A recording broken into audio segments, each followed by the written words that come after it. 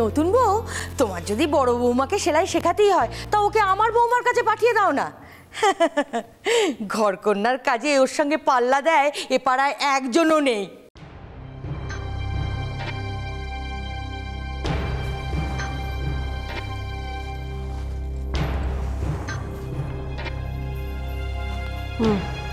গুনে নিন 2000 আছে।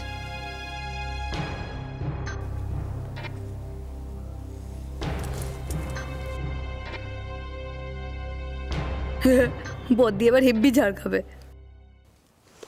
বলবো তুমি বরং এক কাজ করো, তোমার বউয়ের যখন বাচ্চা হবে না তখন নেকা পড়া শেখানোর দরকার হবে, আমার বড় বৌমার কাছে পাঠিয়ে দিও। হটি তো আবার শেখানোর জন্য তোমার বাড়িতে কেউ নেই।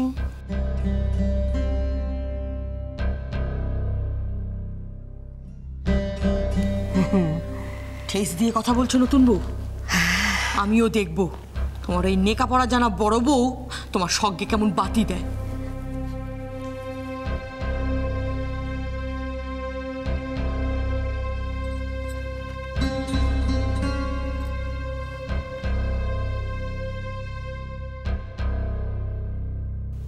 কি হলো কি, আমার মুখ কালো করে দাঁড়িয়ে আছো কেন?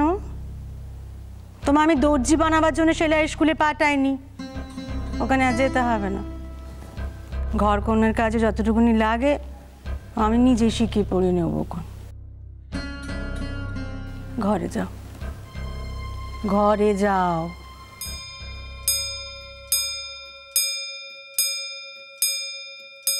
কি বাবা, 7টা তো এখন বাজলো, তার মানে আমি তো 7টার আগেই কথা বলে ফেললাম। যা কি হবে। ওরে কাকুলি, এবার যদি তোর ছেলে না হয় সব ওই বদ্দির জন্য হলো। দূর, ভাল লাগে না।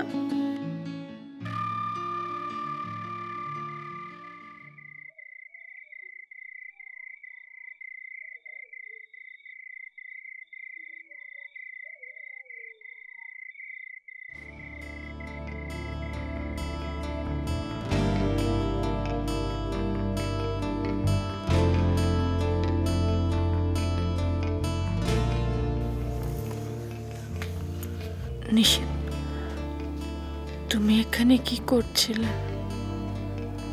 হঠাৎ কেন এসেছিলে? আমাকে লুকিয়ে, বাড়ির সবাইকে লুকিয়ে এভাবে কেন নিশিত?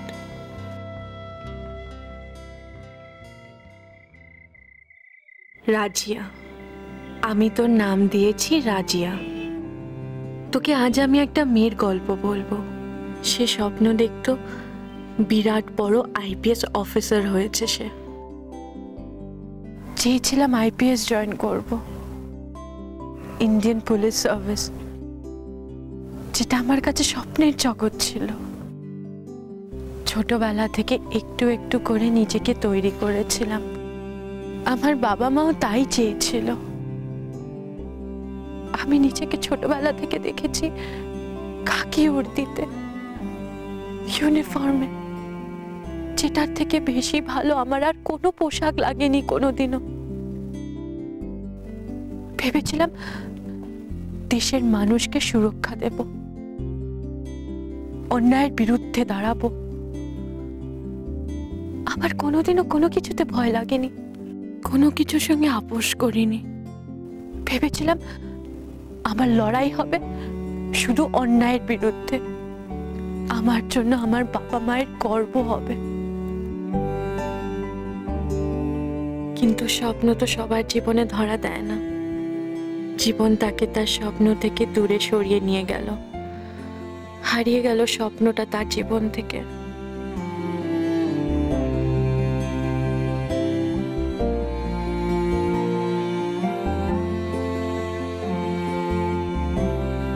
তুমি আমায় এমন কিছু দাও মা, যা তোমার বাপ মায়ের স্বপ্নের সঙ্গে জড়িয়ে আছে, স্মৃতির সঙ্গে জড়িয়ে আছে। পারবো না, এটা আমি দিতে পারবো না। শশী, আমি আজ তোমার বাবা মার কাছে প্রতিজ্ঞা করছি, তাদের মেয়েকে নিয়ে দেখা, তাদের সব স্বপ্ন আমি সফল করব। মা গো, উষসীর বাবা মায়েরও একটা ইচ্ছে ছিল। কি ইচ্ছে ছিল তাদের? ওনারা চাইতেন যে ও পড়াশোনা শেষ করে যেমনটা চায় তেমনটাই যেন হয়। উষসীর স্বপ্ন অনুযায়ী ও একজন পুলিশ অফিসার হতে চায়। আমার শেষ কথা শুনি, তোর মা বেঁচে থাকতে এমনটা সে হতে দেবে না। আমি জানি মা গো, তোমার মনের ইচ্ছে, তোমার স্বপ্ন পূরণ করার জন্যে তুমি বাড়িতে কোনো অশান্তি ডেকে আনবে না। তেমন মেয়েই নও তুমি। তোমাকে তো এই সংসারে আরো অনেক কিছু দিতে হবে মা। আর সবার আগে যা দিতে হবে তা হলো নিশীথের ছেলে।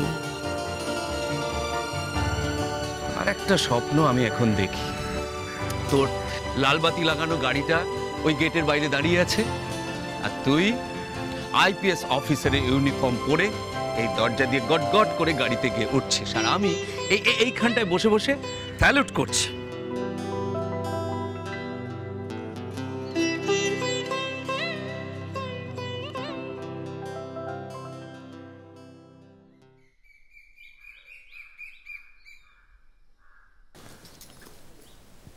মা, নিশীথরা চলে এসেছে।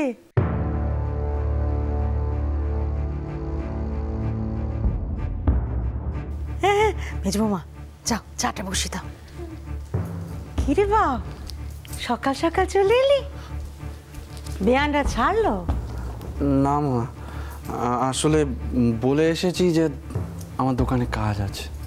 বেশ করেছিস, হবু কুটুম বাড়ি আর কতদিন থাকবি? হ্যাঁ রে সোমা, যা যা জিনিসপত্র সব নিয়ে গেছিলি বাড়ি থেকে সব আবার গুছিয়ে নিয়ে এসেছিস তো? কেন হঠাৎ এ কথা কেন জিজ্ঞেস করছো? না, ওই যেভাবে ভুল করে ওই তোর সার্টিফিকেটগুলো কি বলে ওই জেরক্সের দোকানে ভুল করে রেখেছিলি না, তা সেই রকমই আবার ওখানে কিছু।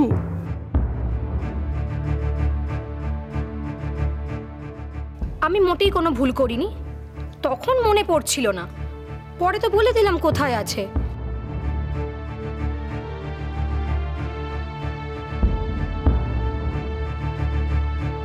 আরে কেমন অন্যরকম লাগছে না? কেন লাগছে? নিশীথ, হ্যাঁ, তো চোখ মুখ এমন শুকনো শুকনো লাগছে কেন? কাছে আর দেখি জ্বর কিছু বাঁধিয়েছিস কিনা দেখি। না মা, আমি ঠিক আছি। তাহলে ওদের না খেয়ে বেরিয়েছি সকাল সকাল, তার আমি জল খাবার দিচ্ছি। মা, আমি এখন কিছু খাবো না। কেন রে, খেয়ে নি না?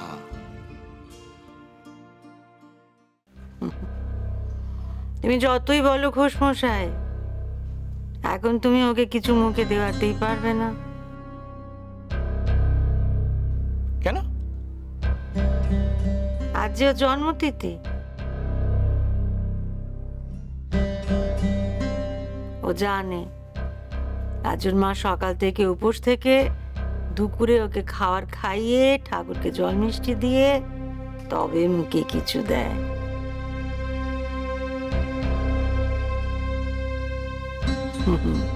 দুপুর অব্দি ছেলে আমার না খেয়ে থাকবে। ওফ পর্দা, তুমি পারো বটে। হ্যাঁ, ওই পারে, সবাই এসব পারে না। মা, বলছিলাম আমি চান করে এসে একটু দোকানে যাব, পরে এসে খাবার খাবো। যাও, তাই কর।